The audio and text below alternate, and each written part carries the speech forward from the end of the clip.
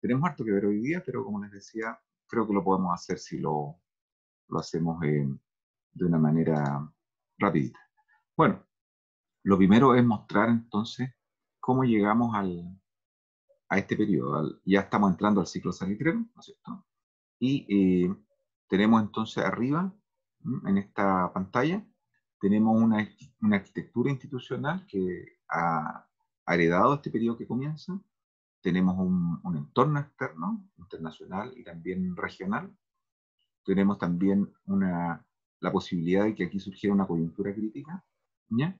Y luego vemos qué aspectos se van a acentuar o qué aspectos van a cambiar durante el periodo que viene, que es el ciclo salitrero, ¿ya? Entonces, para eso es importante ver entonces cómo llegamos a este periodo. Y para eso voy a dejar de compartir acá y voy a entonces mostrar las debilidades que tenía el periodo, ¿ya? Y las debilidades que tenía este modelo de crecimiento, que son importantes sintetizarlas, ¿no? Entonces, tenemos que volver hasta acá. ¿Hasta qué punto las bases de este crecimiento eran sólidas? ¿No? Esta es la pregunta del millón. ¿Mm? ¿Hasta qué punto este modelo de crecimiento se podía proyectar en el tiempo? Y podía dar pie a lo que podríamos llamar un modelo de crecimiento económico moderno, es decir, con cambio estructural y que pudiera generar tasas de crecimiento elevadas de manera sostenible, ¿ya? Bueno, en este caso no era posible. Y vamos a decir por qué. Porque la forma como se insertaba en la economía mundial lo dejaba muy expuesto, a los ciclos económicos y a los shocks de origen externo. Y esto se nota mucho, esta vulnerabilidad externa y este grado de exposición de la economía chilena se nota mucho en que sus bases, sus productos estrella, que eran primero plata, como ustedes vieron, cobre y trigo, estaban sometidos a enormes vaivenes, a fluctuaciones de demanda y de precio. Y aquí es bueno explicar, ¿no es cierto?, por qué se produce eso en términos generales. Se produce básicamente, ustedes están viendo esto, me imagino, así, ¿no? Ven esta pantalla. Entonces, se producen básicamente porque en los periodos expansivos del capitalismo que ya se empieza a manifestar en esta época, hacia 1870, ¿m? Se produce una euforia de inversión y de gasto, ¿no es cierto?, que en el fondo no tiene base sólida.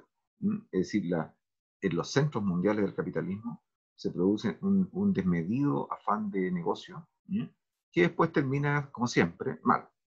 Y es porque, en el fondo, la economía no es capaz de sustentar por largo tiempo, ¿no es cierto?, esa expansión tan elevada, ¿ya? Y esto entonces se nota en que se produce una fuerte producción por ejemplo, de industrial en este periodo, ¿ya? Y muchas inversiones en el ámbito sobre todo de ferrocarriles, ¿m? Que llevan a que los bancos los grandes bancos de Inglaterra y también de Francia se entusiasmen invirtiendo mucho en proyectos que no eran tan sostenibles en el tiempo. Y quizá el emblema de esta inversión desmedida son los proyectos enormes de ferrocarril, que entusiasmaron demasiado a la banca inglesa y también francesa, tanto en países como América Latina, como en Rusia, como en Asia. Y finalmente estos proyectos no dieron los resultados esperados, porque en el fondo, ¿no es cierto?, las condiciones de los mercados internos de esos países todavía no estaban preparadas para generar grandes volúmenes de pasajeros y de carga, por ejemplo. Por lo tanto, esos proyectos, muchos de ellos no fueron rentables. Y por lo tanto, las sociedades de inversión que se habían creado, y que habían generado un enorme entusiasmo y un alza en las acciones de estas compañías de ferrocarriles, ¿ya?, se vinieron abajo. Y esto generó en una caída, un derrumbe de todos los sistemas financieros en gran medida de Europa en 1870. ¿M? Los grandes bancos se habían entusiasmado prestando dinero demasiado alegremente, sin poner condiciones muy elevadas, y por lo tanto se vieron en serios problemas cuando estos bancos no pudieron recuperar los créditos que habían entregado, ¿m?, para financiar la compra de acciones de estas compañías que habían hecho una expansión demasiado, ¿cómo decirlo?, demasiado alegre, demasiado responsable, ¿no? Entonces, ¿qué ocurrió? Que al desplomarse, ¿no es cierto?, esto lo vamos a ver nuevamente en 1929 y lo vamos a ver en 2008, al encontrarse la banca sin reservas para responder ante sus ahorristas que tenían cuentas, ¿no?, con depósito en esos bancos, se empezaron a quebrar esta banca. Y esta banca no pudo cobrar, por ejemplo, los retornos no llegaron desde América Latina, desde Asia, desde África, desde Europa Oriental, no llegaron los retornos. Y entonces se vino una crisis financiera masiva en muchos bancos europeos, sobre todo en Inglaterra y en Francia, que también llega a Estados Unidos en alguna medida, pero con menor fuerza. También llega a Alemania, ¿ya? Es decir, la Europa capitalista, digamos, empieza a tener graves problemas.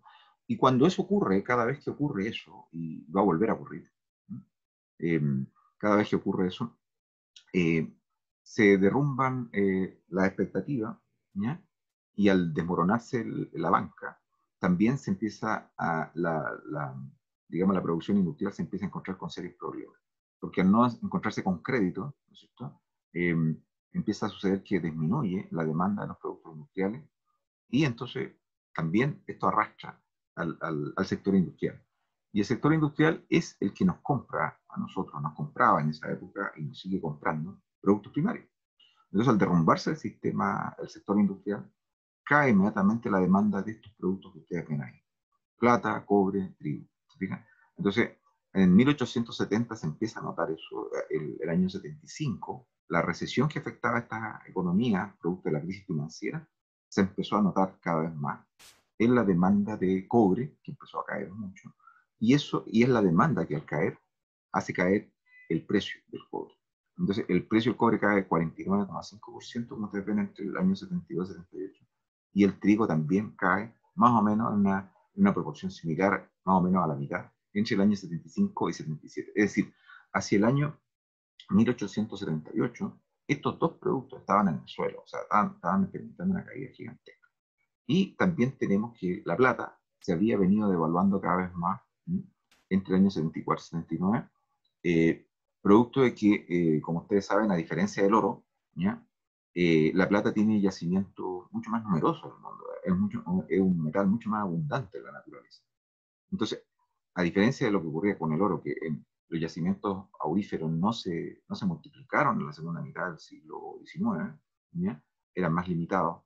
En cambio, hubo una explosión de descubrimientos, de nuevos descubrimientos de yacimientos de plata en la segunda mitad del siglo XIX. Por lo tanto, el valor entre el oro y la plata se modificó más en favor del oro. Entonces, si la relación entre oro y plata es de 1 a 7, ¿m?, es decir, por una moneda, por un gramo de oro, digamos, un gramo de oro valía 7 gramos de plata, esa relación empeoró en contra de la plata y a favor del oro. O sea, la relación fue de 1 a 3. ¿Okay? Entonces, ¿qué es lo que pasa con eso? El valor de la plata también cayó mucho. Y eso es lo que también llevó a problemas en los sistemas monetarios bimetálicos. Porque los sistemas bimetálicos se sostenían sobre esa relación de 1 a 7. Pero cuando la relación empeoró en contra de la plata, tuvieron que empezaron a experimentar grandes problemas. Porque para conseguir la misma cantidad de oro que conseguían antes, ahora había que tener el doble de plata. ¿Sí? Y Chile tenía este sistema monetario real basado en el bimetálico, es decir, tenía oro y también tenía plata. Pero ahora, como Chile no tenía oro, tenía más plata. Claro, para poder comprar, por ejemplo, bienes importados que se pagaban en oro, Chile tenía que tener el doble de plata. ¿Se fijan? Entonces, todo esto empezó a generar serios problemas, ¿ya? Y fundamentalmente, eh, Chile se encontró el año 78 con el problema de que, como las entradas que tenía por exportaciones de plata, cobre y trigo eran cada vez menores, ¿sí?, producto de esta crisis que estamos viendo aquí, ¿sí?, de la crisis financiera de los años 70. Entonces, ¿qué es lo que ocurre? Que eh, Chile se vio en una caída brutal de sus ingresos, ¿ya? Los ingresos fiscales también cayeron porque los ingresos fiscales, como ustedes recordarán, se alimentaban de los impuestos a las importaciones. Y si al país no entraba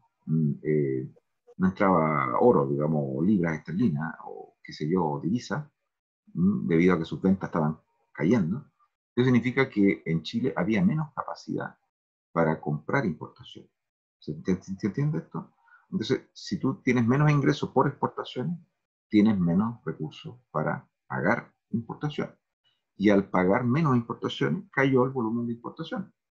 Y al caer el volumen de importaciones, cayó la recaudación fiscal que estaba amarrada a los impuestos aplicados a la importación. ¿Se entiende? Es medio enredo, pero ustedes pregúntenme nomás si tienen algún problema, pero ese es más o menos el mecanismo. Si tú tienes menos ingresos por exportaciones, tienes menos capacidad para pagar importaciones. Si pagas menos importaciones, decae la recaudación tributaria que va al fisco, porque ahora es menor el volumen de importación. ¿Se entiende? Bien, me preguntan nomás, ¿eh? Y al caer los ingresos del fisco, lo que tenemos es un cuadro terrible. Por un lado, un déficit comercial y en cuenta corriente mmm, clarísimo, y por otro lado, un déficit fiscal. Es decir, no hay plata, ni para el país en general, ni hay plata para el Estado. ¿Ya? Entonces, la situación de eso genera, a su vez, un cuadro gigantesco de cada vez peor de desempleo, porque ahora también nuestros bancos y nuestro sistema financiero no cuenta con recursos para prestar dinero. Las empresas que normalmente están siempre endeudadas, viven endeudadas, ¿ya? No tienen recursos frescos para mantener su actividad productiva, se le cae el mercado externo y se le caen los créditos por dentro. Entonces, eso es un cuadro terrible y entonces empieza a surgir el desempleo, empieza a haber una crisis a nivel local.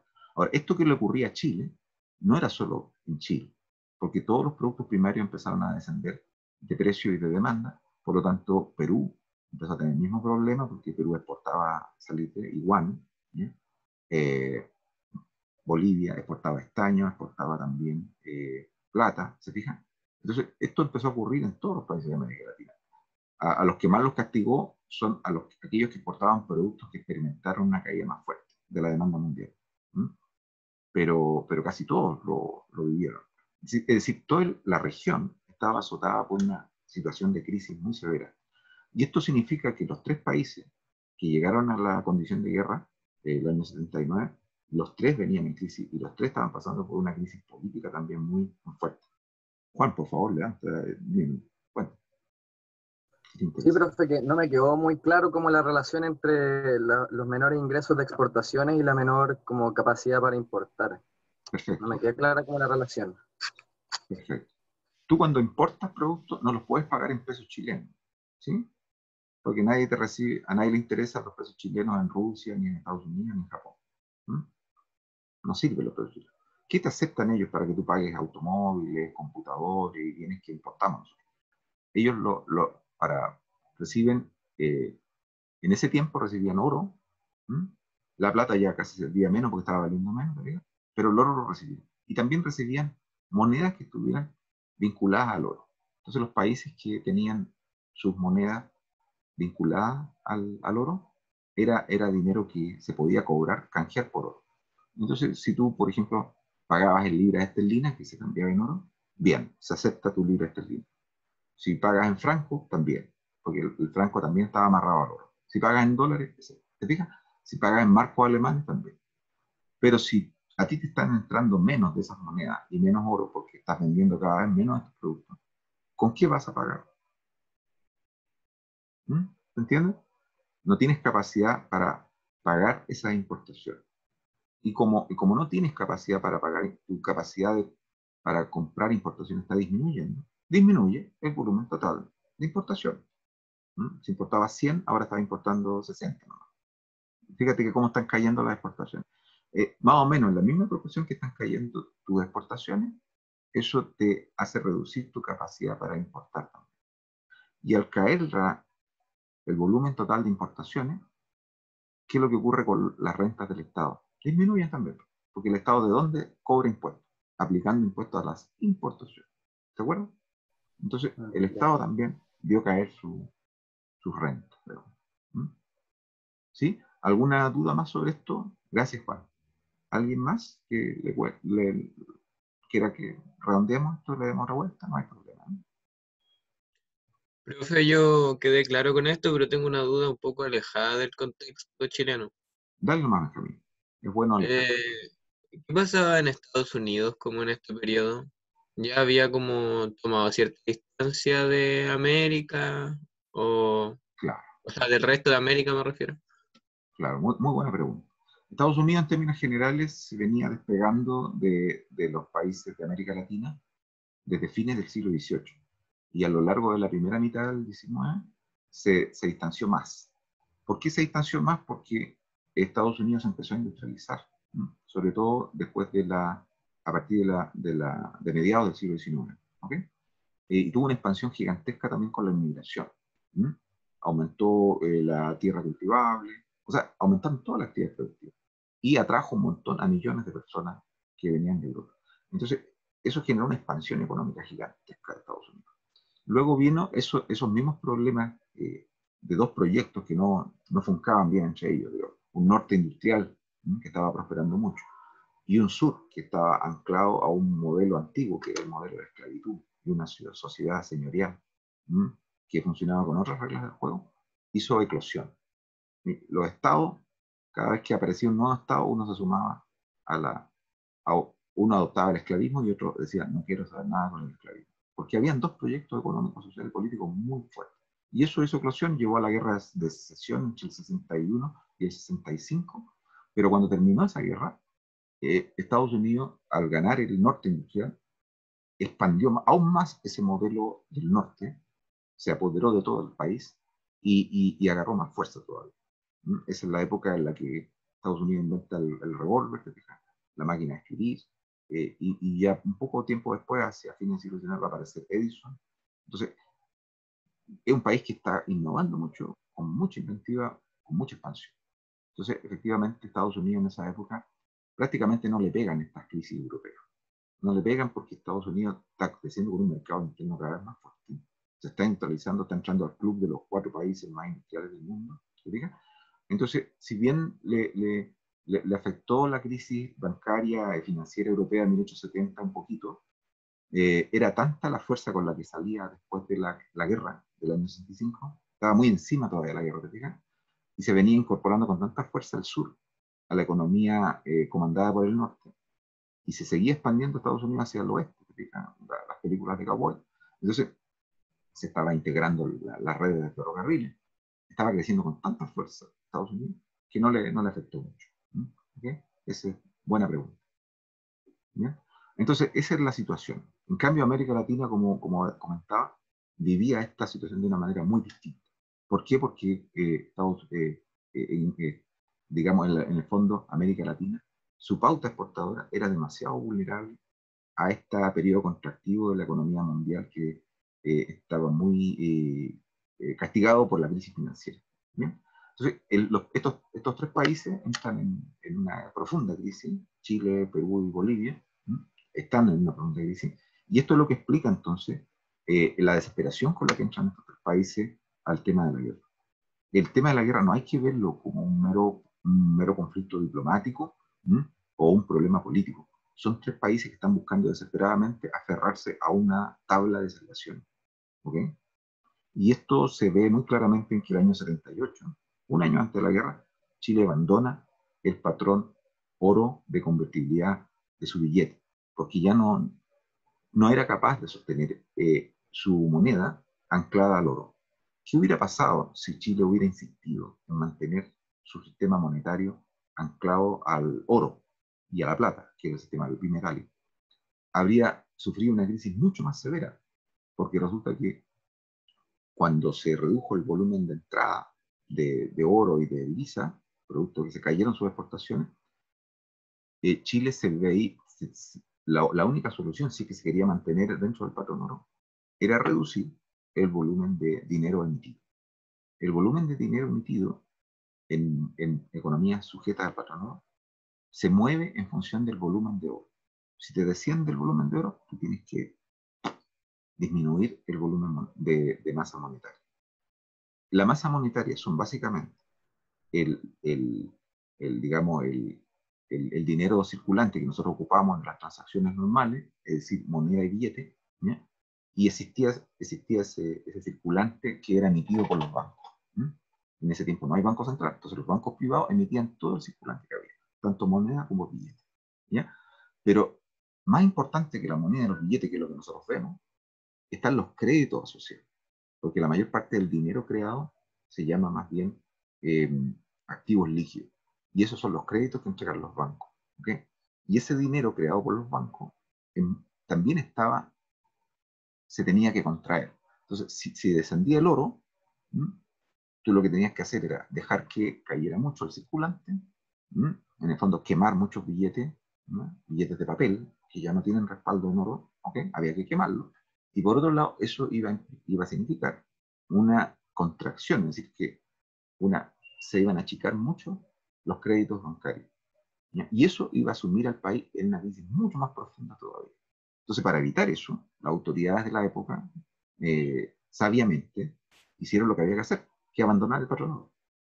Y al abandonar el patrón oro, el año 78, significó que, si bien tú ahora con tu billete ibas al banco y ya nadie te lo iba a cambiar por oro, pero por lo menos eso iba a permitir que siguiera la masa monetaria siguiera siendo la misma que había, incluso tú podías elevarla, porque ahora ya no tenías que cumplir con ese requisito de que por cada, eh, por cada bloque de emisión, eso tenía que estar respaldado en oro. Al abandonar el oro, dices, yo emito nomás, no tiene que estar respaldado en nada. ¿Te fijas?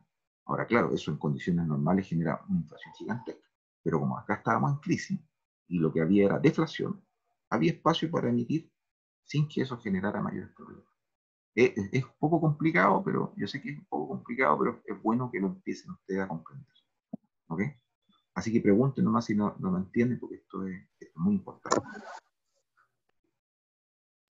Profe, una consulta. Dale nomás, Nicolás.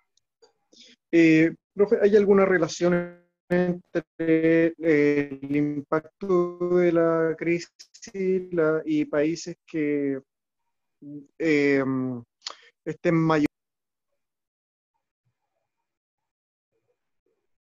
Se cortó, Nicolás, pero si quieres ponlo en chat, que yo también estoy viendo el chat.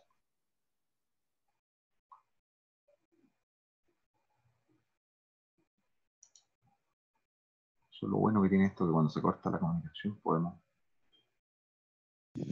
Profe, ¿Sí? ahí Dale, sí. ahora, La consulta era si... ¿escucha bien? ahora sí, ¿sí? Dale. Ya, perfecto. La pregunta era si existe alguna relación entre el impacto de la crisis y economías que hayan estado mayor o menor diversificadas. Sin duda, sin duda. La regla general es que mientras más diversificada sea tu pauta exportadora, al caerse algunos de tus productos de esa canasta de exportaciones, no te van a pegar, no te van a afectar tanto negativamente como si tuvieras una pauta muy concentrada en pocos productos. Entonces, si el peor de los casos es la monoexportación, que tú tengas un producto y ese producto concentre la mayor parte del valor de todas las exportaciones. En este caso, nosotros teníamos 3 productos. ¿Fijas? Está concentrado igual, pero no es tan malo como estar en un producto, que es lo que va a venir después a ocurrir con esa leche.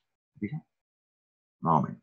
Entonces, y por otro lado, lo otro que también afecta mucho, junto con el hecho de estar muy concentrado el número de productos, son muy pocos los productos, es el número de clientes con los que tú comercias. Si tú tienes todo concentrado en un país, en este caso Inglaterra, entonces, eso es súper peligroso.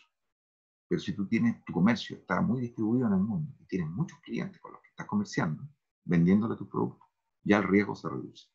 Eso ocurrió, por ejemplo, el año 2000, el año 2000, no, perdón, el 97 con la crisis asiática. A nosotros se nos cayó buena parte del mercado asiático, pero se pudo desviar todos los productos, el comercio que se hacía hacia Asia, buena parte, hacia América Latina, hacia Estados Unidos y hacia Europa.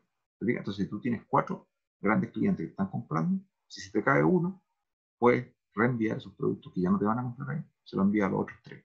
Se acaba el problema. ¿Sí? Pero eso no estaba en los años del salitre, y en esta época también, tampoco, es decir, había pocos clientes. ¿Sí? No era uno, pero eran pocos. ¿Sí? Entonces, efectivamente, eso te pega mucho más. Tienes toda la razón, Nicolás. Bien, sigamos. Entiendo. Gracias, profe. Juan, por favor, una última consulta y seguimos.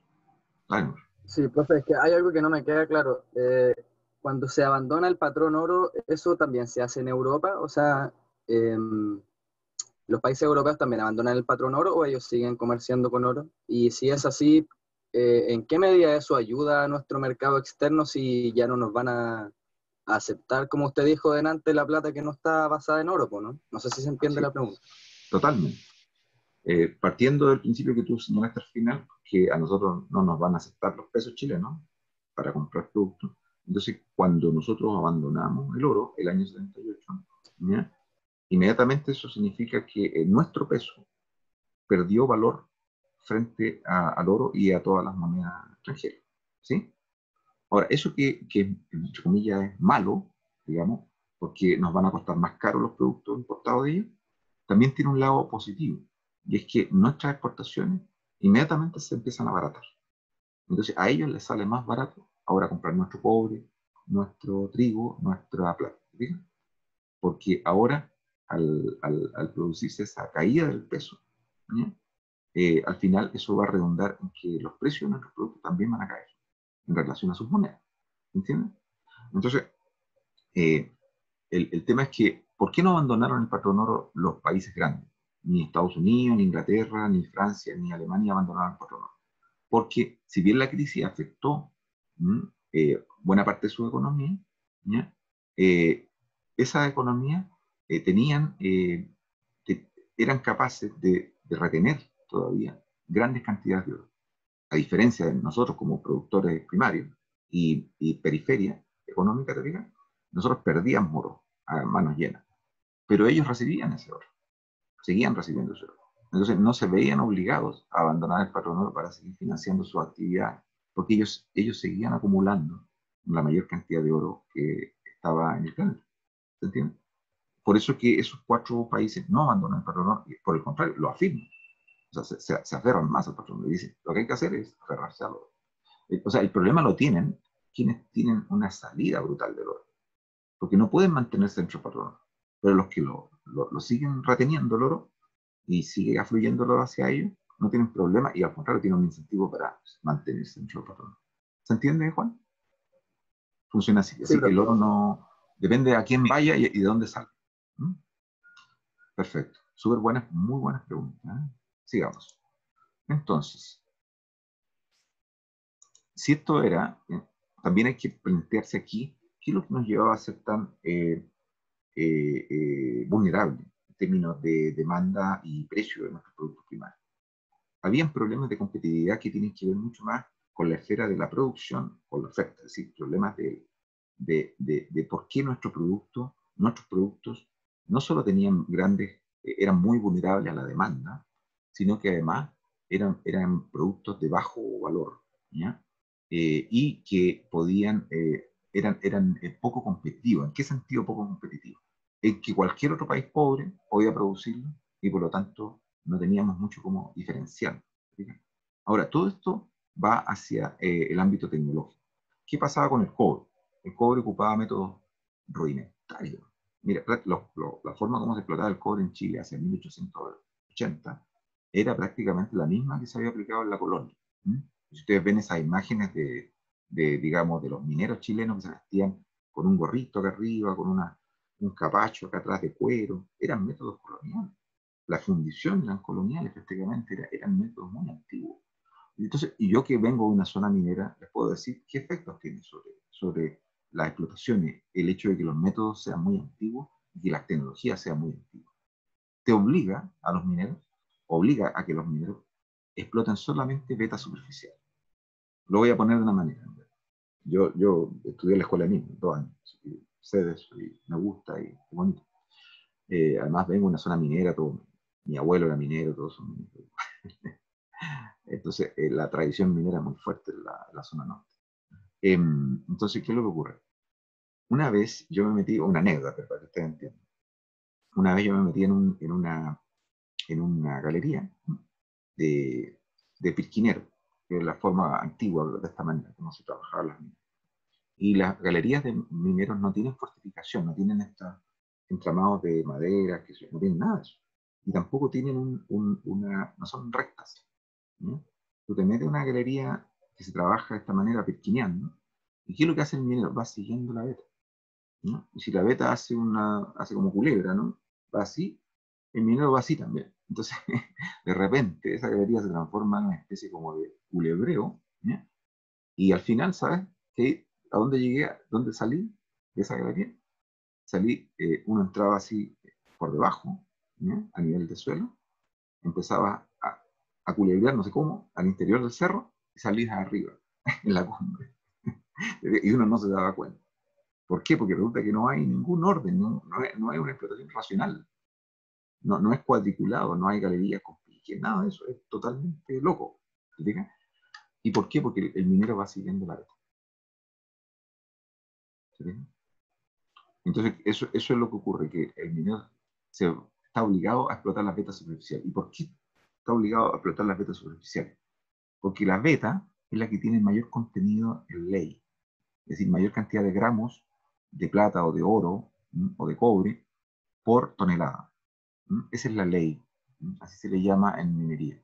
La ley es qué cantidad de gramos por tonelada tiene el mineral que tú estás buscando. Mientras más gramos por tonelada, por ejemplo, un 7%, 7 gramos por tonelada es muy alto. Entonces tú vas a buscar la beta donde te den esos gramos por tonelada. ¿Qué es lo que ocurre con el problema que tiene ese método de explotación? Que cuando se te pierde la beta, o cuando ya no es posible encontrar esas leyes, el yacimiento es abandonado. Es abandonado. ¿Mm? Porque ya no te renta. Porque tú al llevar esa tonelada a un lugar para que te lo procese, te lo pagan, y después tú al vender ese mineral procesado, te pagan muy poco porque tuvieron que trabajar mucho, procesar mucho material, muchas toneladas, y salió muy pocos gramos. Entonces al final, ¿qué es lo que hace el minero? El minero prefiere abandonar el lugar y ir a ratonear, ir a pesquinear a otro lugar nuevo. Eso es lo que se hace. ¿Sí? Entonces, y eso es tremendamente improductivo. Y ya en esta época, hacia 1870, 1860, ¿no? Habían tecnologías mineras mucho más industrializadas que permitían explotar de otra manera los minerales. ¿Qué se hace hoy día? Y ya en esa época se hacía, pero en Chile no se hacía porque estaba muy atrasado. Tú explotas bloques de mineral. Entonces tú, por ejemplo, estableces una galería, la tiras recta al interior de la mina, ¿ya? Tiras varios piques, ¿m? Y vas tirando pique, galería, pique, galería. Entonces, ¿qué es lo que hace? Vas dinamitando. ¿Se deja? Bloques de mineral, esos bloques caen, y abajo hay un vagón y una línea de ferro férrea, ¿no? Que está esperando que esos bloques de mineral caigan. Entonces tú lo que haces es explotar grandes masas, volúmenes de mineral, y procesas grandes volúmenes. Eso te permite explotar, ya no seguir la beta. Entonces tú puedes explotar una cantidad enorme de toneladas. Esa es la explotación minera moderna. No se sigue la beta. ¿Sí?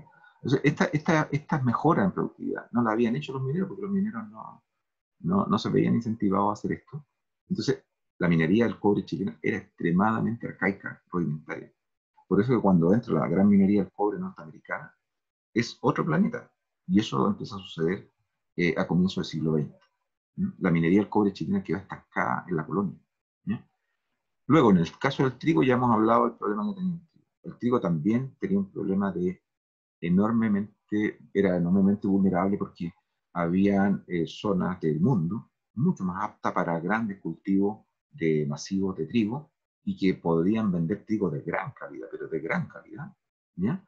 A un precio muy bajo.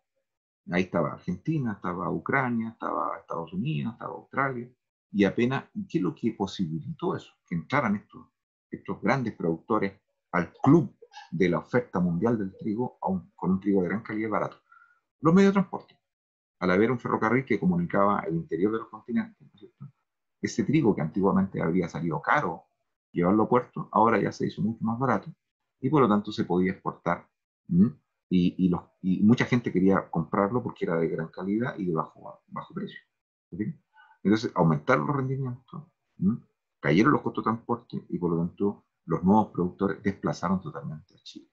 Chile tuvo un umbral de oportunidad que lo aprovechó todo lo que pudo, pero ya después de eso ya era imposible seguir aprovechando. Ahí hay un trabajo precioso de un historiador económico chileno que también es geógrafo, que se llama Luis Sepúlveda, creo que, no estoy seguro si es Luis, pero Sepúlveda, que se llama el trigo chileno en el mercado mundial. Ustedes pueden seguir ese trabajo y es realmente brillante. El mejor trabajo que se ha hecho sobre la historia del trigo chileno. Y finalmente, ¿qué es lo que pasó con la plata? Bueno, la plata se empezó a agotar. La ley de plata empezó a caer porque se explotaba también de modo rudimental. Y también la plata no tiene una abundancia tan grande como el cobre, ¿sí? Entonces, ¿qué es lo que empezó? Se empezaron a agotar estas minas, las de Chañarcillo, las de Tres Puntas, todas estas que estaban situadas en el territorio chileno en esta época. Entonces, los capitales chilenos que querían seguir explotando plata se tuvieron que adentrar en territorio boliviano, al este en altura. Está el mineral de Caracoles, que yo lo visité hace algunos años con Sergio González, lo vi por ahí dando vueltas, ¿ya? Y ahí se observa el mineral de Caracoles, que eran capital chileno, pero en territorio boliviano, ¿ya? Y el otro problema que tenía la plata era que ya lo vimos, que ya estaba valiendo cada vez menos, ¿no? Entonces, los costos eran más altos y la plata te pagaban cada vez menos por ello. ¿Bien? Entonces, esos tres productos entonces están a la baja. Y aquí lo que tenemos entonces que observar es cómo se empiezan a afilar los dientes con el tema del salitre. Entonces, el salitre, ¿quién exportaba salitre? ¿Quién producía salitre? El Estado peruano había nacionalizado, es decir, estatizado todos los yacimientos de salitre que eran explotados por compañías privadas, tanto peruanas como extranjeras, en la provincia de Tarapacá, que era de Perú. Y al producir esa nacionalización o estatización, porque expropió la oficina, ¿ya? Tanto de extranjeros como de peruanos, ¿qué es lo que ocurrió? Que se comprometió a pagarle, ¿no es cierto?, esas acciones durante un periodo y por un precio determinado. Pero, ¿qué es lo que ocurrió? Que el Estado peruano se empezó a demorar en pagar. No pagaba. Entonces, esos tenedores de acciones en Londres, en todas partes del mundo, y también peruanos, se empezaron a molestar, con toda razón, porque el Estado les expropió las salitreras y no les pagaba los vales que se debería haberlos canjeado por dinero constante y sonante, y no les pagaba bien. Se demoraba y les pagaba menos. Entonces llevó a estos tenedores de acciones de oficinas salitreras peruanas que fueron expropiadas por el Estado peruano, empezaron a llevar a tribunales, a juicio, en muchos países, el Estado peruano. Entonces había una enorme satisfacción con lo que estaba ocurriendo con las oficinas salitreras de Tarapacá. Y no habían pocos ingleses, compañías inglesas, es decir, tenedores de acciones que empezaron a decir, bueno, y si los peruanos nos quieren pagar, ¿quién podrá defendernos? Como decía el Chapulín Colorado, ¿no? O sea, ¿quién podrá hacerse cargo de estas deudas y devolvernos la plata que nos quitaron al expropiar nuestras salitreras? Y luego, ¿no es cierto?, ¿qué es lo que ocurría en el caso de las salitreras de Antofagasta? La gran mayoría de ellas eran capital chileno y también de otros países, entre ellos ingleses, pero fundamentalmente eran capital chileno, ¿no? Y, bueno, el 80% de la población que vivía en la provincia de Antofagasta era chilena. Entonces, el Estado boliviano ahí también había quedado atrás en sus capacidades, como vimos recién, en las plazas anteriores, para ocupar el territorio, para generar actividades, todo eso no tenía la capacidad del Estado boliviano. Entonces, Cobija, que era la ciudad o la localidad que ellos habían fundado como capital de la provincia del Litoral, como se le llamaba en Bolivia, Antofagasta. Hoy día ustedes pueden visitar Cobija, está al norte de Antofagasta, es un pueblo abandonado. Ahí hay una caleta de pescadores y hay un cementerio. Todo eso desapareció, Cobija. Entonces, claro, el Estado boliviano no tenía la capacidad. ¿Y qué es lo que ocurrió? Que empezaron a haber disputas por la frontera, como ustedes ya saben, hacia dónde llegaba la frontera de Chile, Bolivia. Eso nunca se había quedado del todo claro durante el periodo colonial, pero Chile había aceptado que Bolivia tenía derechos al norte de Tartal. Al final se fijó ahí un paralelo al norte de Tartal, pero también ese acuerdo estaba vinculado al tema de no subir el impuesto que era de 10 centavos o de 7 centavos, no recuerdo, 7 centavos que cobraba el Estado boliviano por cada quintal de salitre producido por las oficinas salitreras de capitales chilenos en la provincia de Antofagasta. Entonces se llegó a un acuerdo ahí. No podía subirlo durante un tiempo. No era eterno, pero durante un tiempo, una cantidad de años, no podía subir. Pero como Bolivia estaba desesperada por conseguir dinero, igual que Perú y Chile, subieron impuestos, sin preguntarle a nadie, incumplieron el tratado. Y luego ahí aparecieron las reyertas y las rivalidades que ya venían de antes, como ustedes saben, guerra Perú contra Perú con Confederación Perú-Boliviana, Y Perú, ¿no es cierto?, se llegó a un tratado secreto por el cual, en caso de que Chile amenazara los intereses de Bolivia, ya saben. Bueno, y eso desencadenó la guerra. Por lo tanto, entonces, la guerra se produjo en una circunstancia de extrema tensión al interior de los países. Los países estaban viviendo desempleo muy fuerte, conflictos sociales muy importantes, ¿ya? Y también estaban habiendo fracturas políticas. Es decir, el sistema político de cada país estaba siendo discutido y entrando en crisis. Y esto es lo que motiva entonces palabras como las que vienen acá. Un gran héroe para la izquierda chilena es José Manuel Balmaceda. Pero lean lo que dice Balmaceda. Ahí está, lean.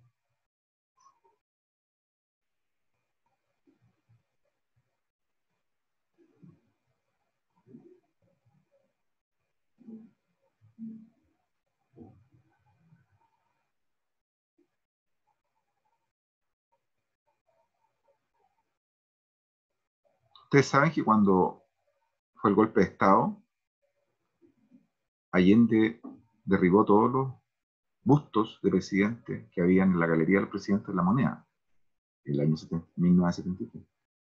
Y uno de los pocos bustos que no derribó fue el de Pedro Aguirre Cerda y el otro fue el de José Manuel Balmaceda. ¿Por qué? Porque habían sido presidentes progresistas, que habían pensado en el pueblo chileno. Bueno, los peruanos no tienen tan buena idea y los bolivianos de Balmaceda, y por razones fundadas. Estos textos están sacados de un trabajo de Luis Ortega que se llama Los empresarios, los políticos y la guerra del Pacífico, donde se muestra cómo los intereses del empresariado chileno, de los políticos, se fueron fundiendo a través de una campaña en favor de la guerra. Y Balmaceda fue uno de los principales portavoces como abogado de algunas de estas compañías que tenían interés en nuestro guerra para promover la guerra. Entonces, saquémonos estas imágenes de lo mítica, de los ídolos y de los... Eso está bien para la fantasía y para las consignas callejeras. Pero él respondía a intereses. Nadie acá es totalmente ni ángel ni demonio. ¿Entiendes? Entonces, Profe, ¿sí? disculpe, ¿puede repetir eso del golpe de Estado que me confundí con lo que dijo? Que cuando vino el golpe de Estado de Pinochet contra Allende, Allende derribó todos los bustos que había en la Galería de los Presidentes de la Moneda, salvo el de Balmaceda y el de Pedro Aguirre Cerda. ¿Y por qué? Ah, ya. Porque para él eran presidentes que se identificaban con el pueblo chileno.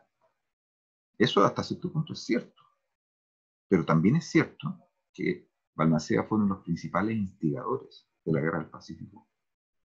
¿Mm? Y eso tampoco podemos dejarlo fuera de la ecuación. Bien, entonces ahí están los textos y seguimos.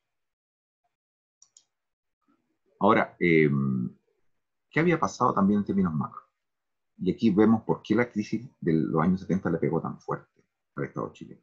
Porque el Estado chileno, en la medida que aumentaban los ingresos provenientes de la recaudación de impuestos a las importaciones, había ido aumentando su gasto. Entonces, ¿qué es lo que ocurre? Que aquí en amarillo, el gasto del gobierno central había ido creciendo, ¿se fijan? Como igual las funciones generales del Estado, ¿ya? Y por lo tanto, miren el nivel donde estaba hacia 1860 y el nivel que alcanzó hacia 1880. O sea, si el Estado chileno gastaba en millones de pesos, 20 mil millones de pesos hacia 1860, estaba gastando el triple hacia 1880. El gasto se había triplicado, el gasto del Estado, el gasto fiscal. Entonces, ¿qué significaba que se cayeran las entradas de estos tres productos?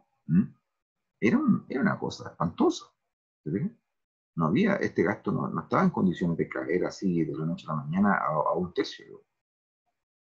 Era una crisis fiscal gigantesca. ¿Ya? Y por otro lado, ¿no es cierto? Vamos a ver acá.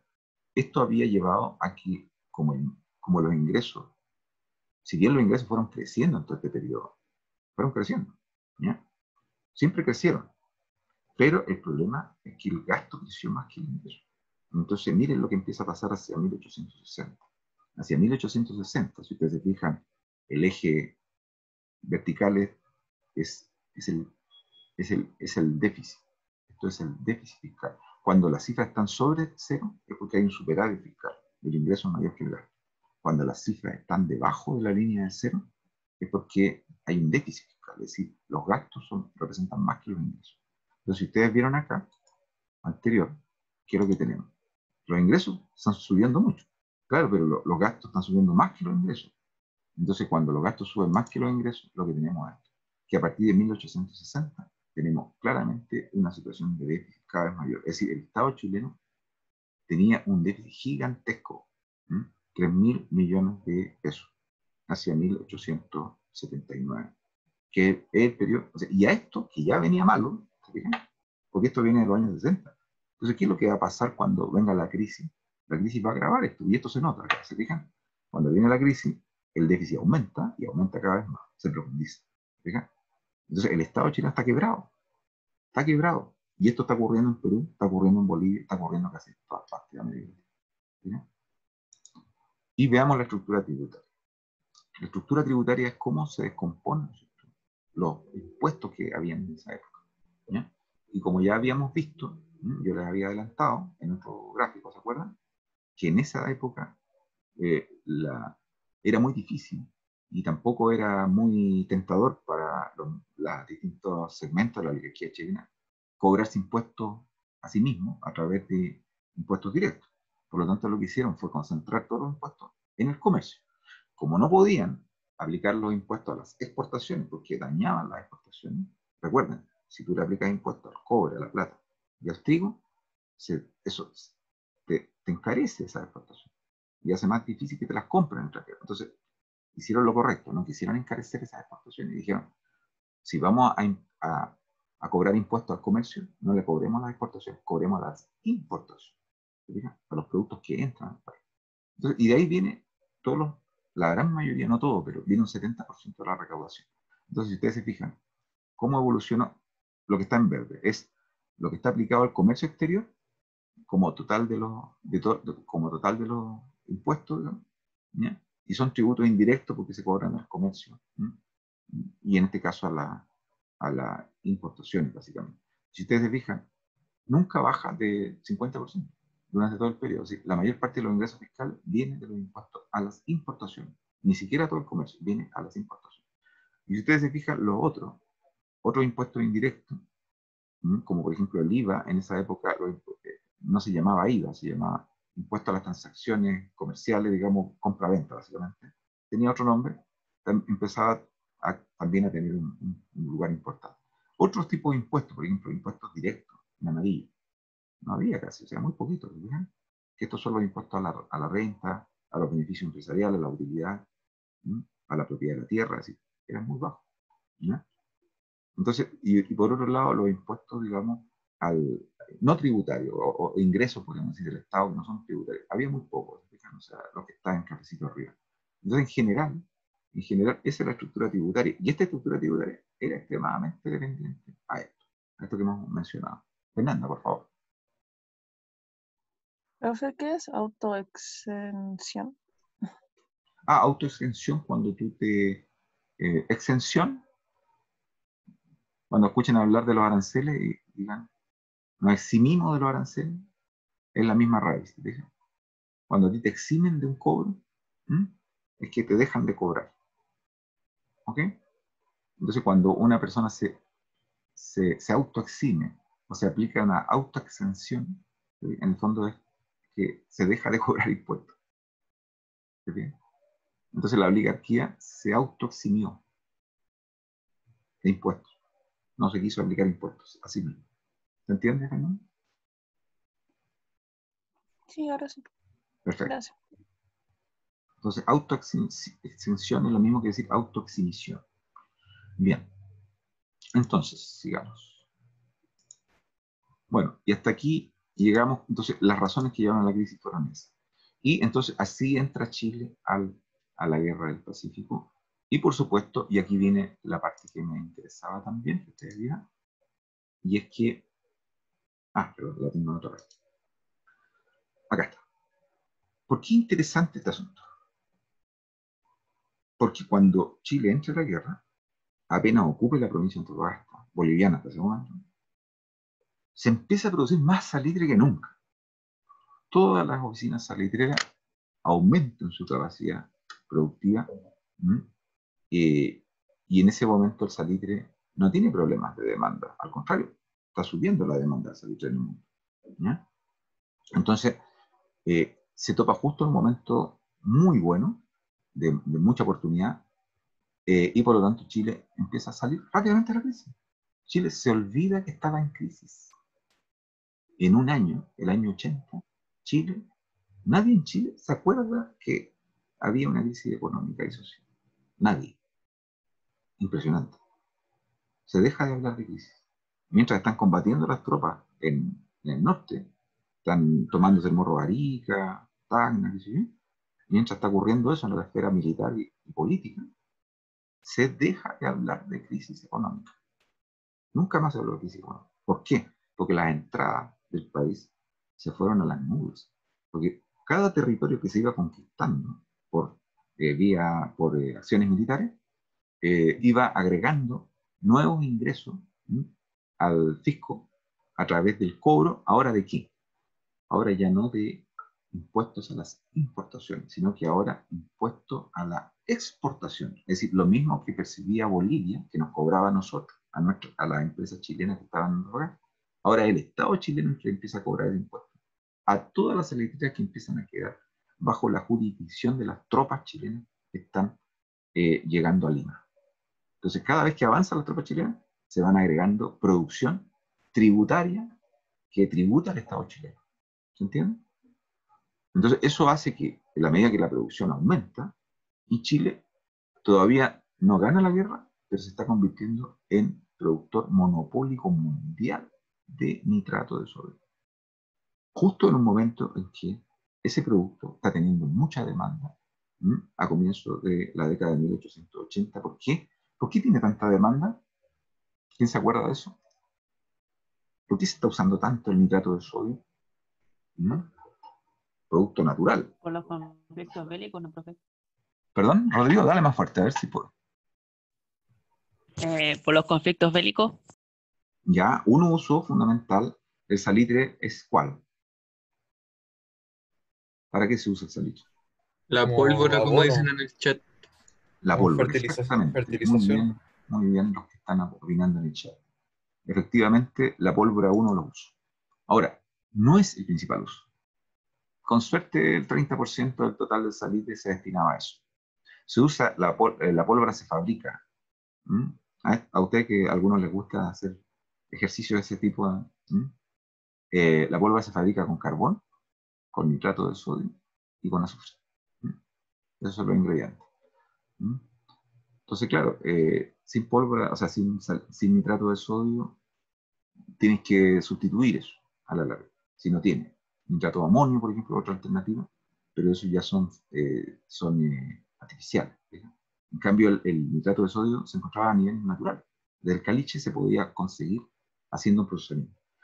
Pero el gran uso que se le da a salir en esta época en el mundo, ¿cuál es?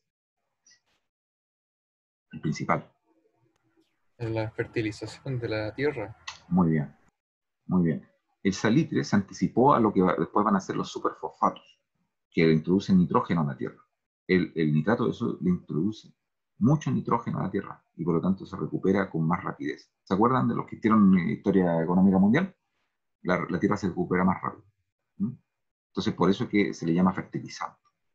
Porque en el fondo tú la tierra, después de cosechar, le pones nitrato de sodio y se recupera más rápido, por lo tanto puede estar sembrando en poco tiempo. ¿Entendés? Y en ese momento, ¿qué es lo que está ocurriendo en el mundo? Se está expandiendo la frontera agrícola. Muchos países se están integrando como productores de alimentos.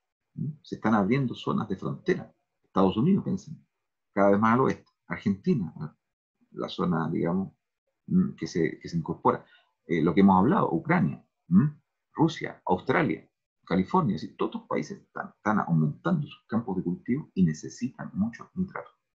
Entonces es un producto, pero ¡pum! Estrella, más estrella que todos los tres anteriores. Ahora, eso en un contexto en que el único país en el mundo que lo produce y a un valor bastante razonable como para querer comprarlo en grandes cantidades es Chile.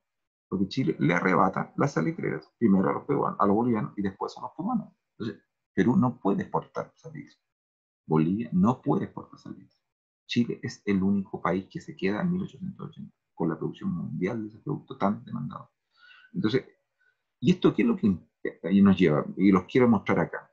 Ese arriba se tienen que yo le puse ausencia de coyuntura crítica. ¿Por qué se lo puse? Porque resulta que si no hubiera sido por el salitre, que fue algo caído del cielo, es decir, si no hubiera sido por la guerra y porque Chile le arrebata estas dos provincias, a Bolivia y a Perú, Chile lo que habría tenido en 1880 habría sido una coyuntura crítica gigantesca, como la que hubo en 1920-30, como la que está viendo hoy día. Había existido una coyuntura crítica, pero no como la de hoy día, que acá no es porque hay una crisis económica realmente estructural, no porque el modelo de crecimiento funcionaba en general, sino que acá había una crisis estructural, porque la economía se estaba yendo al carajo, al demonio, ¿no? Entonces había una coyuntura gigantesca, una crisis económica, crisis social, crisis política del país, se había tenido que reinventar de cero la práctica. Pero como se topó con lo esto del salitre, el salitre tapó todo esto, evitó la coyuntura crítica. Pero esto, que es bueno por un lado, también llevó a que se proyectaran las tendencias y los lineamientos que traía el país antes de 1880. Por lo tanto, el país no se puso a discutir qué cosas debía cambiar. ¿Entiendes lo que quiero decir? Extendió la forma como tenía de funcionar en términos económicos, políticos y sociales.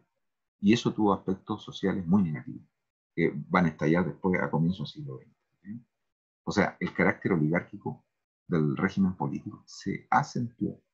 Porque en el fondo, al no tener que enfrentar una situación que lo obligara a replantearse, el modelo de crecimiento se profundizó.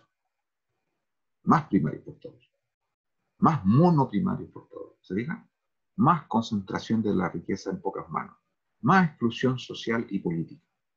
Entonces ese es el aspecto negativo. Bien, entonces vamos a ir para allá. Pero ahora vuelvo a esto. Entonces no hubo coyuntura crítica. O sea, es raro porque otros países se vieron obligados a replantearse en este periodo, justamente por las situaciones que hemos visto. Pero como Chile se encontró con esta situación de salitre, chuteó, postergó, no hizo lo que tenía que hacer y lo que hicieron otros países. ¿Se entiende? Ahora, esto por el lado económico es re bueno, porque resulta que Chile prácticamente venía surfeando así, ¿no es cierto? 3 olas. Y cuando venía una ola gigantesca, que era una amenaza muy grande, que era la crisis, Chile agarró una tabla de surf 3 veces más grande y surfeó la ola más grande. Y no tuvo ningún problema. Y la sobrepasó. ¿Se entiende?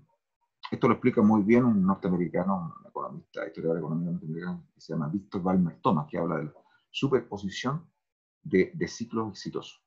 Cuando tú tienes 3 ciclos, cada uno fue agotándose, y se pensaba que ya el tercero ya iba a ser la muerte de los 3, viene un super ciclo exportador que te lleva a las nubes, digamos, y la ola más grande, y tú la superas sin ningún problema. Y disfrutas como chancho tanto en la ola más alta. ¿Sí? Eso es, y eso se manifiesta en términos de tasa de crecimiento.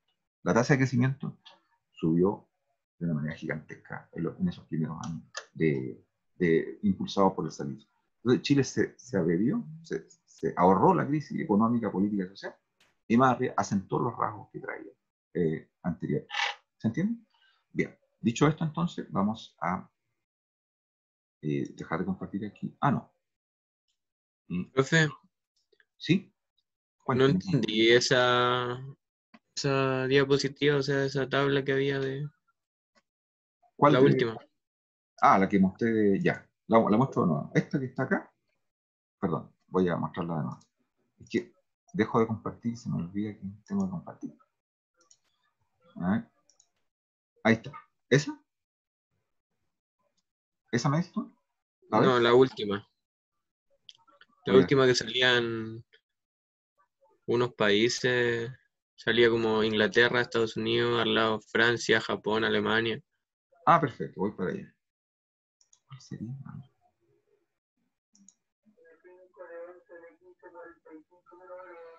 Voy a ir mostrando, tú me dices, porque a lo mejor se mostrará algo acá que... Es la que hablaba del nuevo aparato público. esa no era esa, ¿no? No,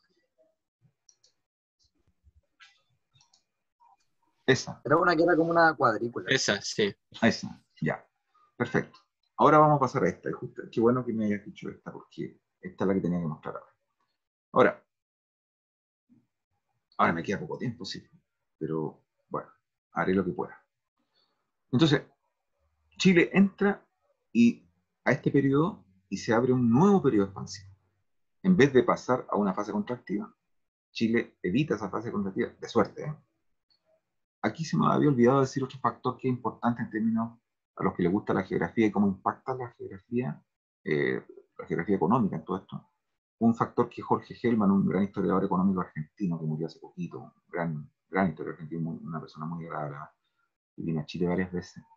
Jorge destacaba en uno de sus libros que Chile además tuvo una ventaja tremenda, que es poco señalada por los textos, y es que Chile, al tener una conformación territorial longitudinal de país, esto en términos militares es pésimo, ¿m?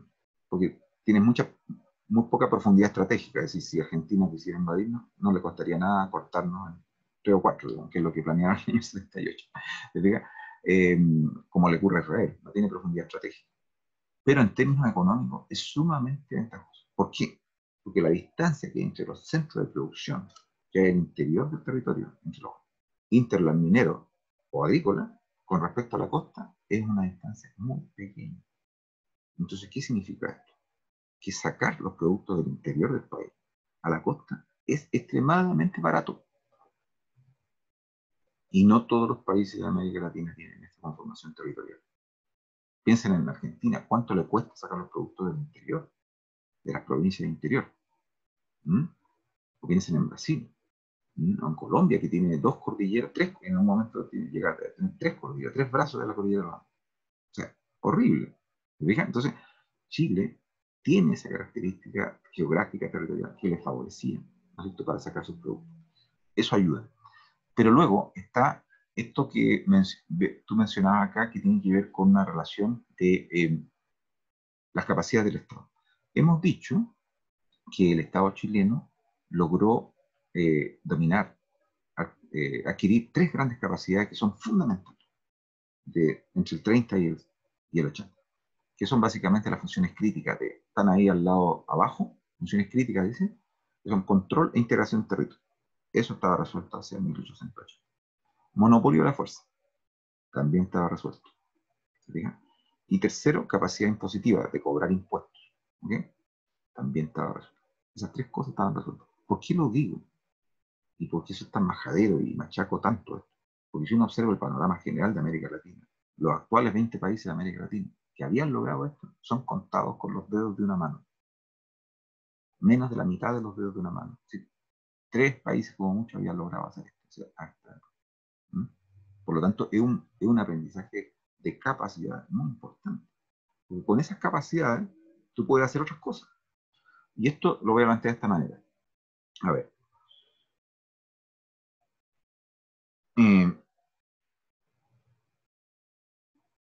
Cuando ustedes se plantean, por ejemplo, crear una organización como la organización estudiantil, ¿no? Y están buscando que esa organización tenga influencia, que pueda tener participación en la toma de decisiones, todo eso.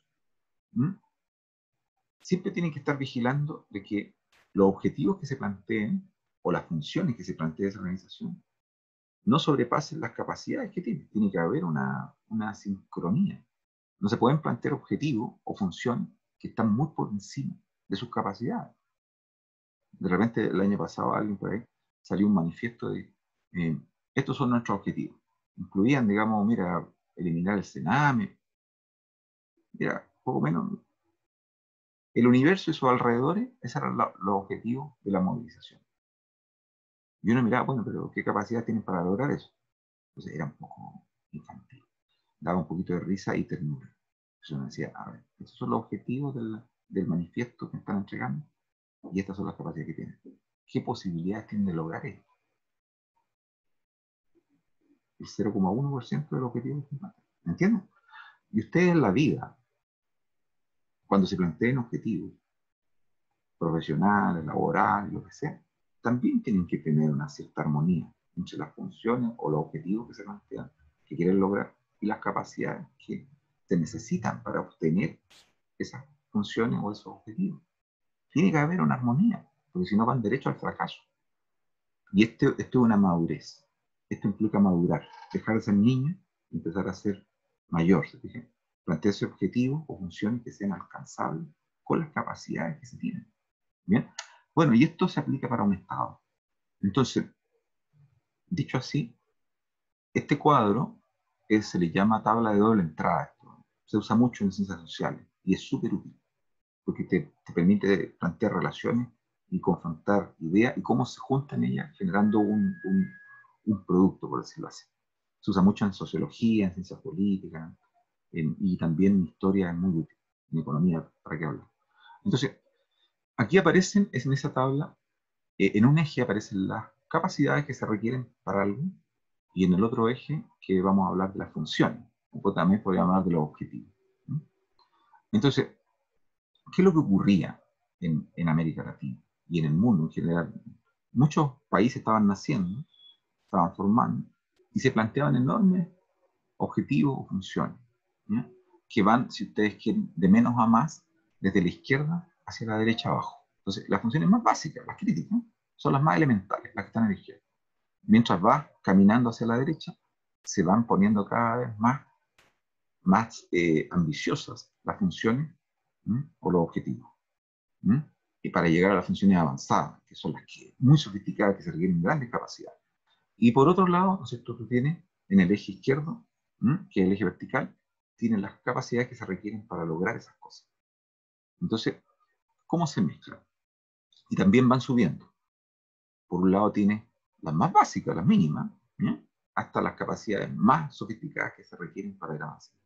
Entonces aquí lo que se hace es cruzar estas dos cosas. Funciones que te propones como Estado en este caso, y capacidades que tienes realmente para lograrlo. Entonces tienes 4 opciones en general. Esto es muy teórico, pero ayuda mucho a pensar. Entonces, ¿cuál es el peor de los escenarios? El peor de todo es cuando tú te planteas objetivos muy elevados o funciones muy elevadas, pero tus capacidades son calitas, son muy reducidas. Este es el peor escenario, que sería el 3, que aparece en este cuadrante, el cuadrante izquierdo inferior. Es cuando el escenario peor de todo. El más malo, perdón, el 4 es el más malo. El escenario ingenuo se llama. El ingenuo. El que da ternurita. Es cuando tú te planteas elevadas funciones y objetivos, pero con mínimas capacidades. Países que se plantearon este escenario en el siglo XIX, hubo muchos. Pero ahí menciono algunos. ¿Y saben dónde se nota esto? Para lo que vamos a discutir ahora en Chile, en las constituciones que se plantearon. Te revisan las constituciones de mediados de siglo en esos países, que son tratados, tomos y tomos. Y todo eso quedó en el papel. Nada de eso se pudo llevar a cabo. ¿Por qué? Porque todos los objetivos que eran tan lindos que aparecían en las constituciones, no había capacidad para nada para lograr esas funciones y esos objetivos. ¿Sí? Este es el escenario ingenuo, donde tú te planteas funciones y objetivos muy elevados, pero tienes muy bajas capacidades. ¿Cuál es el mejor de los escenarios? El 2. Porque si bien, o sea, tienes tantas capacidades que te puedes plantear funciones u objetivos muy sofisticados. ¿Quién se planteó eso? Y lo pudieron hacer, bueno, los países más desarrollados. Francia, Alemania, países que no eran los que hicieron la primera revolución industrial, países que se tuvieron que reinventar y adquirir muchas de estas capacidades, sobre todo por parte del Estado, y en la medida que el Estado se robusteció, ellos lograron dotarse de un proyecto de sociedad muy sofisticado. Y a eso se agrega después Japón. ¿Sí? Y luego tenemos 2 escenarios que son también distintos. Hay un escenario realista, que es como, bueno, tenemos muy poco, tenemos que conformarnos con lo que hay. y que donde tú eres consciente de que tienes muy bajas capacidades, pero son tan bajas tus capacidades que en el fondo te tienes que conformar con muy poco, y baja función. ¿Te fijas? Entonces ahí están muchos países de América Latina en esa época, hasta 1880, incluyendo a Argentina, a México, a Brasil y a Colombia. Y ahí tienes el 90% de la población de América Latina, ¿ok? De esa época. ¿Por qué se plantearon un escenario realista? Porque eran países que estaban en permanente inestabilidad social, política interna. No eran capaces ni siquiera sus élites de tener un mínimo proyecto. Ni siquiera su élite. O sea, ese 5% de la población no lograba ponerse de acuerdo entre ellos. Entonces, y ahí están. Y por eso que estaban como están. ¿Mm? Por eso que tuvieron desempeños bajos y qué sé yo. Y luego está el escenario intermedio que está arriba, donde tú te plantean capacidades más elevadas, pero, o sea, te plantea funciones más elevadas, pero no tan elevadas. También es realista. Sabes que tienes algunas capacidades, pero no te dan para adquirir las mayores, te dan para adquirir las medias. ¿Te fijas? Entonces, y tú eres consciente de eso. Y en algún momento estuvo ahí Inglaterra, Estados Unidos, y Chile aparece, Uruguay, Costa Rica, te fijas. Para este periodo aparece como ahí en medio. Como que entre a ratos me voy para el escenario muy realista, pero malo, a ratos me voy para el ingenuo, pero también a ratos estoy mucho rato en el intermedio. O sea que en la medida que voy mejorando mis capacidades, me voy planteando mayores funciones y mejores objetivos. ¿Cuáles son las funciones que se fueron adquiriendo durante este periodo? Y ahí vamos a ir terminando porque quiero que también conversemos, ¿no? ¿Qué capacidades adicionales a las que habíamos mencionado para el periodo anterior fue adquiriendo entre 1880 y 1930 el Estado chileno? Y son fundamentales. Por un lado, ¿no es cierto?, fue generando, como habíamos hablado, una burocracia muy competente, que no se ve en otros países de América Latina. No se ve. No se ve. O sea, yo no la encuentro ni con lupa. Son pocos los países que puedan desarrollar esta burocracia muy profesional. ¿Sí? Y esto que diga que está de moda, decir que el mérito no sirve para nada, es una exageración. Porque todas estas frases hay que llevarlas a un contexto histórico y decir, ¿cuándo? ¿Dónde? ¿En qué país? Nunca servía para nada en ninguna parte. No es así, es relativo. Lo que es cierto es decir que hoy día el mérito es en un contexto de enorme desigualdad, como ha demostrado Piketty desde los años 80 hasta ahora en el mundo, ¿no? Demuestran que el discurso del mérito ya no es tan cierto desde los años 80 hasta acá, porque ya no basta con el mérito y hay muchas estructuras de poder que posibilitan que el mérito se vuelque en mayor igualdad. Eso es totalmente cierto. Pero eso no fue así tanto entre los años 60 y 80, por ejemplo. Ojo, luego si uno va por país, también cambia de área, como dice el Guaso, ¿no? Entonces, no hay que, hay que alejarse de las consignas. Las consignas está bien para los poetas, para los amigos del resto de la facultad, pero nosotros somos historiadores. ¿No? Somos los aguafiestas, los que echan a perder la frase ingeniosa que tiran nuestros amigos en la fiesta. Eso somos nosotros. Acostúmbrense, asúmanlo. Entonces, se hizo eso, se robusteció la burocracia. Se creó poderes fuertes que fiscalizaban al poder ejecutivo. Y con todo lo crítico que va a ser la guerra de 1891, una guerra civil, lo que demuestra es que el poder parlamentario en Chile era capaz de, ¿no es cierto?, de ganarle un gallito al poder ejecutivo. Se robusteció el poder judicial. Se crearon todos estos medios de fiscalización, de rendimiento de cuentas, la Contraloría, bueno, ya lo hablamos la otra vez, controles cruzados. Y se empezó a imponer la idea de que nunca la corrupción se desapareció, nunca. Y hubo muchas formas, y hasta hoy existe la corrupción. Tráfico de influencia, nepotismo, patronazgo, patrimonialismo, clientelismo, y todos los mismos que ustedes quieran. La corrupción tiene muchas caras. Pero todo eso fue, de alguna manera, amortiguado por estos mecanismos, estas reglas de juego que se fueron instalando. Rendición de cuentas.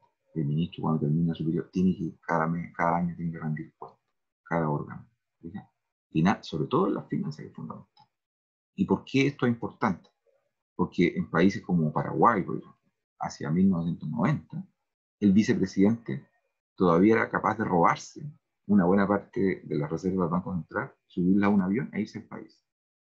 Eso todavía era posible hacia fines de 1900, cerca del 2000, en Paraguay. Eso es muy difícil que ocurra en Chile. O que haya alguien con un maletín, ¿no es cierto?, con 20 millones de dólares destinados a sobornar a diputados para que aprueben una ley, y que alguien tire ese maletín y cae en un convento, como ocurrió en Argentina hace ¿cuánto? Hace 8 años. Esas cosas, no es que no ocurra nada en Chile, ocurren cosas muy negativas, corrupción, y ya sabemos, formas de utilizar el poder concentrado sobre todo. Pero las formas más brutales, las más caricaturescas, esas cuesta ver que se en Chile. Cuesta porque aquí en Chile estas cosas se arrancaron desde el fin del siglo XIX.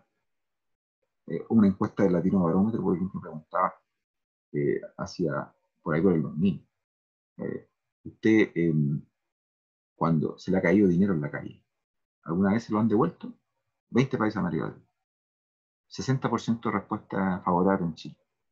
20% de la media de los países. O tú le preguntas, cuando ¿usted intentaría sobornar a un policía? En Chile, menos del 10%. No, habría que estar loco en Chile para intentar sobornar a un papa. ¿Ok?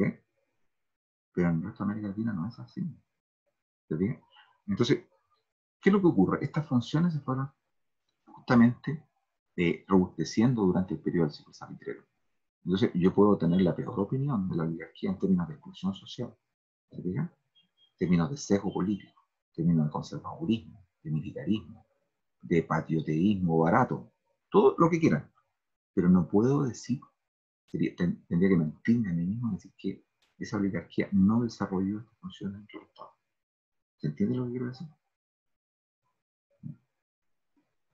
Y tenemos que ser rigurosos. Entonces, aunque nos caigan antipáticos algunos personajes o algunos grupos, tenemos que ser rigurosos, porque si no estamos mintiendo a nosotros mismos, y eso es de ser deshonestos. ¿Bien? Y efectivamente acá se establecieron leyes que limitaron y regularon el campo de acción del Estado, instituciones que regularon la discrecionalidad y regulación en el manejo de los recursos, garantías en el cumplimiento de los contratos, reducción de la vulnerabilidad política externa, todo eso se hizo. ¿Sí? Se hizo bastante. ¿No? Y yo podría avanzar mucho en esto, pero no tenemos tiempo. ¿Bien? Y algunas cosas que se vuelcan, o sea, que demuestran esto, es que estos ciclos que se concatenaron exitosamente, ciclos exportadores, no son fruto de la casualidad. No son fruto de la casualidad. Hubo políticas de Estado que ayudaron para que estos ciclos se concatenaran. Entonces, este surf de las olas no fue espontáneo, no fue mágico. Hubo políticas de Estado y también aprendizaje que hicieron los empresarios y los grupos que estaban, ¿no es cierto?, tratando de capturar estos ciclos para que lo pudieran lograr. El aparato productivo se fortaleció. Y esto es lo que vamos a hablar ya en la próxima clase. Los cambios que hubo en la estructura productiva durante el siglo XIX son impresionantes, impresionantes. Pero sí tienen un gran problema. Un gran problema. Y lo voy a adelantar para que conversemos ahora. El gran cambio, hubo cambios impresionantes en materia de ampliación de la estructura y de las capacidades productivas. Chile se industrializó en este periodo, no en los años 30 del siglo XIX. Chile se industrializó acá, en el siglo salitrero, entre 1890 sobre todo y 1920. Ya la estructura productiva del país apuntaba por primera vez a una participación del sector industrial sobre un 20%. Eso incluso sacando los talleres populares, las empresas familiares, todo el país se industrializó en este periodo. El país se industrializó haciendo sustitución de importaciones. Otro aspecto que ha sido muy poco tratado, pero que Gabriel Palma, un gran economista y amigo que trabaja en Cambridge, que está en la Asociación de Historiadores Económicos también, Gabriel lo probó eso con su tesis de doctorado hace muchos años. Un gran trabajo, precioso trabajo, donde demuestra que la sustitución ocurrió. Y mire lo interesante, esa sustitución no la promovió el Estado, como fue en el siglo XX. ¿Cómo se produjo esa sustitución? Lo vamos a ver después. Fue una sustitución natural. que se debió básicamente a la caída del valor del peso. ¿Mm? Claro, y con esto termino. Entonces se modernizó mucho la estructura productiva. Lo vamos a ver en detalle la clase que viene en martes. Pero el gran problema, y ahí estamos a conversar, es que todo eso se hizo basándonos en un protagonismo desmedido del producto estrella que fue el nitrato. El nitrato configuró las cuentas públicas, configuró la balanza de pagos, configuró la estructura productiva completa del sector industrial, del sector agrícola, del sector servicio. Y el problema es que al desmoronarse el salitre, todo eso que avanzamos mucho y muy bien, se nos vino abajo. Todo eso se derrumbó. Todo eso se derrumbó. Porque todo dependía del salitre. El salitre se convirtió como una enorme locomotora que arrastraba el carro de la agricultura, el carro de la industria, el carro de servicios, el Estado, las escuelas, todo dependía del salitre.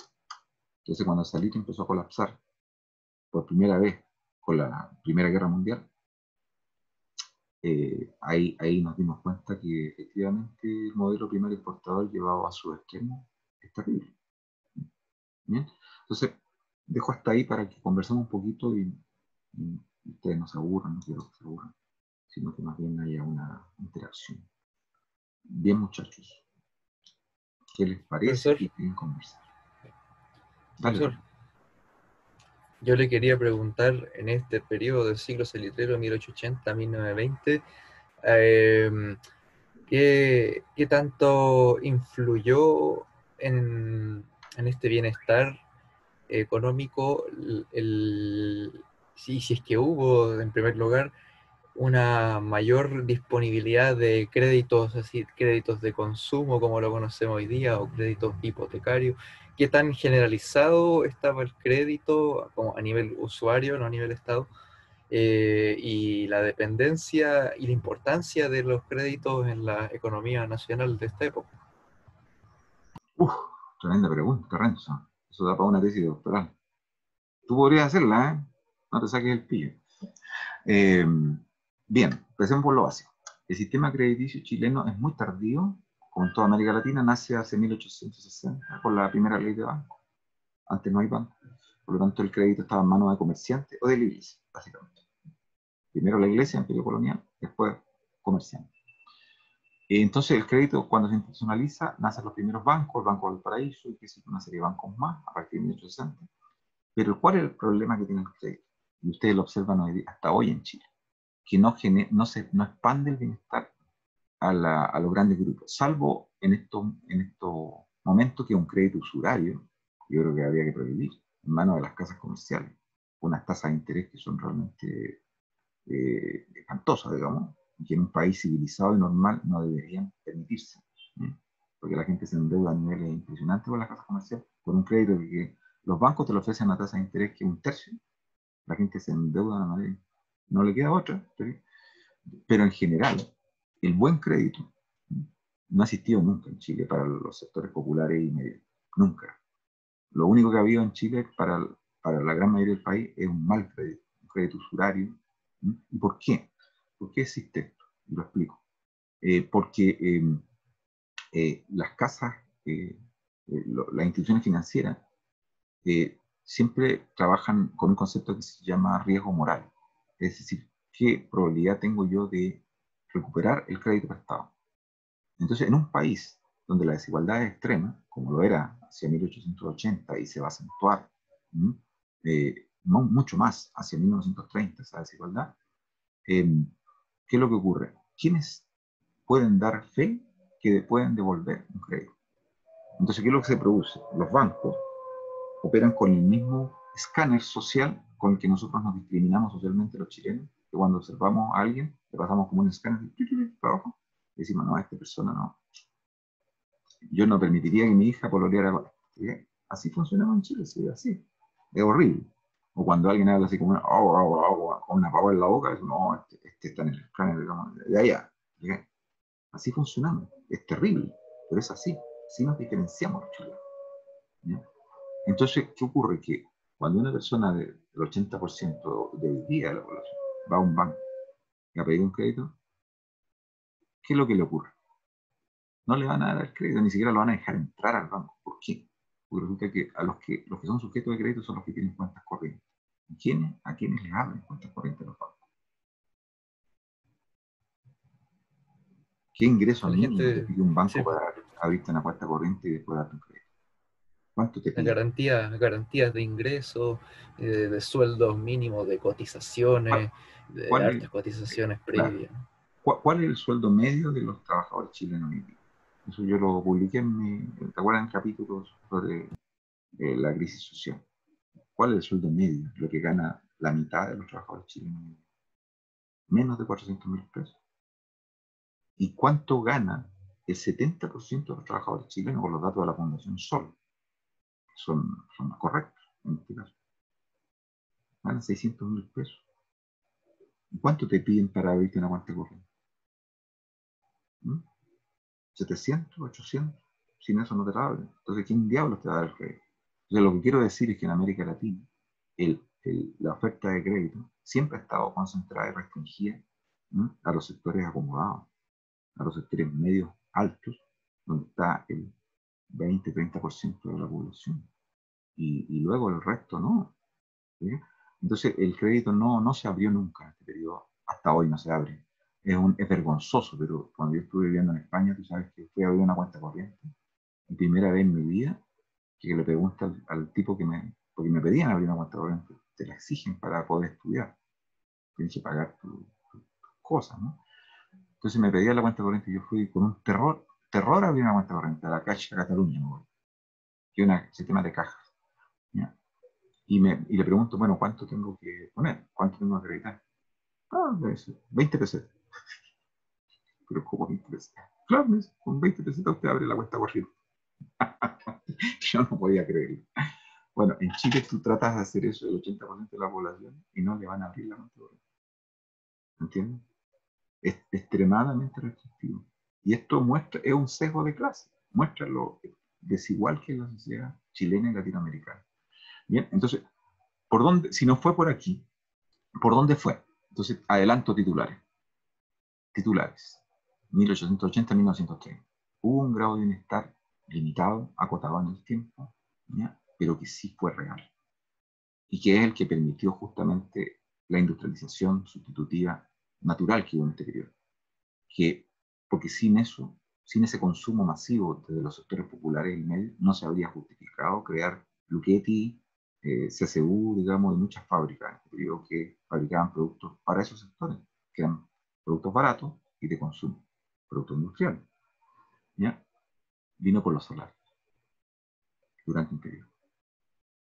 Entre 1890 y 1904 los salarios subieron mucho, subieron bastante. Y no solo el salitre y la minería, subieron en todos los rubros, en los trabajadores industriales, en los de servicio.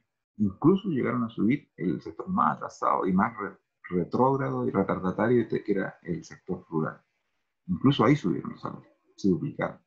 Casi en todas partes los salarios se duplicaron entre 1890 y 1904. Pero, por razones que después vamos a conversar, también ese mundo se desmoronó. En 1905 empezó un ciclo largo de caída de los salarios reales, que significó que hacia 1930 los trabajadores chilenos, los que quedaron en mejor posición, lograron retener la mitad de los salarios que tenían en 1904. Y una parte importante, quizá un tercio de los trabajadores chilenos, solo lograron retener un tercio de sus salarios que tenían en 1904. Y luego, después de la crisis, eso que habían logrado retener, la media de los trabajadores chilenos, se redujo a un tercio. Porque la crisis que estalló después los castigó más todavía. O sea que hacia 1935-36, el salario medio de un trabajador chileno era un tercio de lo que había sido, en términos reales, el salario de 1904. Esa es la catástrofe. Ese es el tamaño de la catástrofe. Y ese salario, ¿sabes cuánto será? El de 1904, ¿sabes cuándo se logró recuperar? ¿Qué creen? ¿Apuestas? Con eso nos vamos. En el siglo XX, supongo, ¿no? Se recuperó más o menos hacia 1965. El salario de 1904, los trabajadores chilenos lo recuperaron a comienzos de los años 60. Pero con el mismo poder adquisitivo, ¿no, profe? Salarios reales significa mismo poder adquisitivo. A mí no me pueden hablar en términos de salarios nominales, ustedes saben que soy una herejía. Siempre yo hablo en salarios reales. Y eso significa poder, poder adquisitivo. Nunca me hagan esa provocación de preguntarme por cifras nominales, porque eso, un historiador económico es como insultarle la madre con la abuela incorporada. Siempre trabajamos con valores reales en eso. Sí, si trata el poder adquisitivo. Estamos entonces, muchachos, parece. No pudimos conversar más porque se nos fue el tiempo, pero también hablamos entre medio, así que espero que haya sido también para ustedes gratificante. Bien, estamos entonces, sigan esta dirección y consulten el vídeo. Ahí podrán ver detalles. Si alguien no entendió algo, lo repite, lo repasa varias veces. Y por supuesto están abiertos los canales de consulta también por mail. Foro, me preguntan y no tengo ninguna dificultad. Yo encantado de ayudarlos a resolver sus dudas, porque me gusta que se entusiasmen, me encanta. Así como cuando se ponen las cámaras y yo los veo. Cuando hay gente que está hablando de historia económica, yo me siento en las nubes. Así. Sigan. Bien, estamos entonces, muchachos. Que estén muy bien, que tengan un muy buen fin de semana. Que estén, chao. Chao, profe.